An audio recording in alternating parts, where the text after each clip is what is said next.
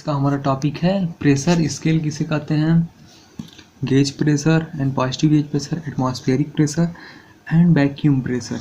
Vacuum pressure किसे कहते हैं, आज का हमारा टॉपिक है। आइए शुरू करते हैं प्रेशर स्केल। प्रेशर स्केल देखिए क्या होता है।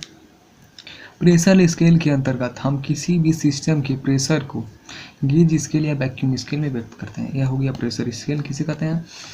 जो प्रेशर स्केल होता है इसके अंतर्गत किसी भी सिस्टम के प्रेशर को गेज स्केल या वैक्यूम स्केल में हम व्यक्त करते हैं या मेजर करते हैं। ठीक, एब्सोल्यूट रीडिंग है या जो है एब्सोल्यूट रीडिंग है। ठीक, अब देखिए पॉजिटिव गेज है, देखिए एटमॉस्फेरिक प्रेशर है, यह एटमॉस्फेरिक प्रेशर है। ठीक, अब positive gauge pressure vacuum pressure किसे कहते हैं हम बताते हैं आपको।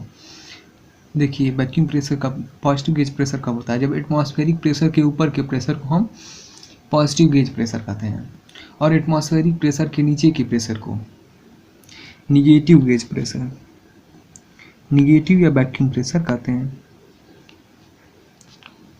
वैक्यूम प्रेशर कहते हैं या निगेटिव गेज प्रेशर कहते हैं। ठीक, एब्सोल्यूट जीरो। देखिए 1 atm कब होता है एटमॉस्फेरिक प्रेशर की, देखिए 1 atm जब होता है जब ये जो मर्क्यूरी होता है 760 mmHg के बराबर जब हो जाता है तो उसे 8 एटमॉस्फेरिक प्रेशर की हम यहाँ पे मानते हैं कि 8 एटमॉस्फेरिक प्रेशर वहाँ पे है। आइए हम इसका आपको डिफिनीशन भी दे देते हैं। गेज इसके लिए पॉजिटिव गेज प्रेशर किसी भी सिस्टम में एटमॉस्फेरिक प्रेशर के ऊपर के प्रेशर को पॉजिटिव गेज प्रेशर कहते हैं। हम आपको बताया भी है, देखिए एटमॉस्फेरिक प्रेशर के ऊपर के प्रेशर को positive gauge pressure, atmospheric pressure के नीचे के प्रेशर को वैक्यूम गेज प्रेशर कहते हैं। ठीक, एटमॉस्फेरिक प्रेशर देख लीजिए, जब प्रेशर 760 mmHg कॉलम की हाइट के हाइड्रोस्टेटिक प्रेशर के बराबर होता है तो एटमॉस्फेरिक प्रेशर की संज्ञा की जाती है। तो एटमॉस्फेरिक प्रेशर अभी आपको अगर नहीं समझ में आ रहा होगा तो बैरोमीटर अभी हम आगे पढ़ाएंगे आपको, तो उसमें आपको समझ में आ जाएगा। देखिए वैक्यूम प्रेशर, सिस्टम में एटमॉस्फेरिक प्रेशर के नीचे के प्रेशर को, एटमॉस्फेरिक प्रेशर के जो नीचे के प्रेशर होता है उसे हम वैक्यूम प्रेशर कहते हैं या वैक्यूम स्केल कहते हैं। It is also known as negative gauge pressure, इसे हम निगेटिव गेज प्रेशर के नाम से भी जानते हैं, इसीलिए यहाँ पे निगेटिव गेज प्रेशर हमने लिख दिया है। आइए हम देखते हैं प्रेशर मेजरिंग इंस्ट्रूमेंट कौन कौन से हैं। देखिए प्रेशर मेजरिंग इंस्ट्रूमेंट कौन कौन से हैं हम आपको बताते हैं। प्रेशर मेजरिंग इंस्ट्रूमेंट 4 टाइप्स के होते हैं, 4 टाइप्स।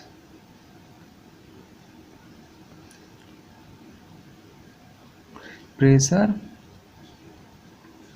मेजरिंग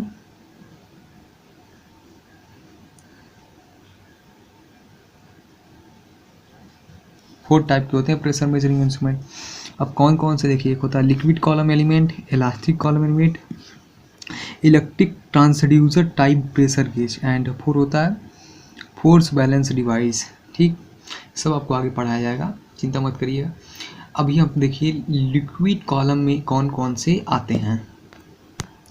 देखिए लिक्विड कॉलम में आता है बैरोमीटर, बैरोमीटर लिक्विड कॉलम में आता है बैरोमीटर और एक आता है नैनोमीटर, ये लिक्विड कॉलम में आते हैं। ये सब आगे पढ़ाया जाएगा। बैरोमीटर सिंपल डिवाइस है जो कि देखिए लिक्विड कॉलम लिक्विड के हाइट के डिफरेंस पर एक प्रेशर को मेजर करता है। अब जब आप पढ़ेंगे तो पढ़ाया जाएगा आगे तो आपको समझ में आएगा। Elastic burden tube gauge, burden tube gauge इसमें आता है बर्डन ट्यूब प्रेशर गेज,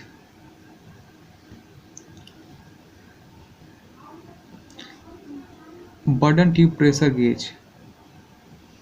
और फिर इसमें आता है डायफ्राम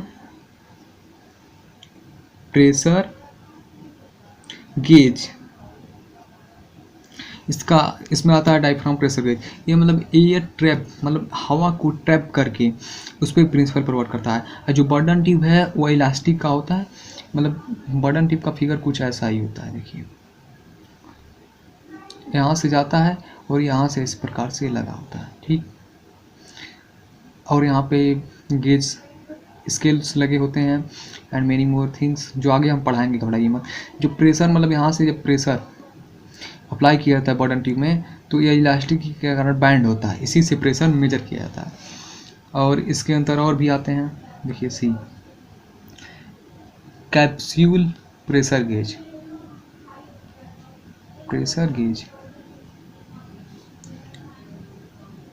कैप्सूल प्रेशर गेज। देखिए इलेक्ट्रिकल ट्रांसड्यूसर टाइप गेज में आता है एक, देखिए उसका नाम क्या है, रेजिस्टेंस ट्रांस इंटरटेंस प्रेशर गेज।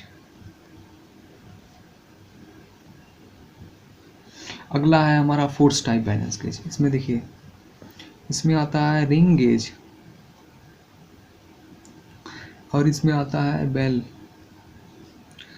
गेज और इसमें आता है dead weight pressure gauge, dead weight pressure gauge ABC, 3 प्रकार के इसमें भी होते हैं, dead weight pressure gauge, bell gauge, ring gauge. अभी कैसे वर्क करते हैं यहाँ पे समझाएंगे, आपको समझ में आएगा। अभी आपको जाना पड़ेगा आर्कमिट्ज प्रिंसिपल, उसके बाद से तीनों आपको हम समझा सकते हैं। तो इसके लिए आप आगे की वीडियो देखेंगे। पहले हम इसके बाद का हमारा टॉपिक होगा बैरोमीटर। बैरोमीटर किसे कहते हैं, फिर नैनोमीटर, फिर बॉटम ट्यूब, फिर डायफ्राम, फिर मतलब लाइन वाइज हम चलते जाएंगे और हमारा सारा कंप्लीट कराएंगे हम। Thank you for watching, thank you so much.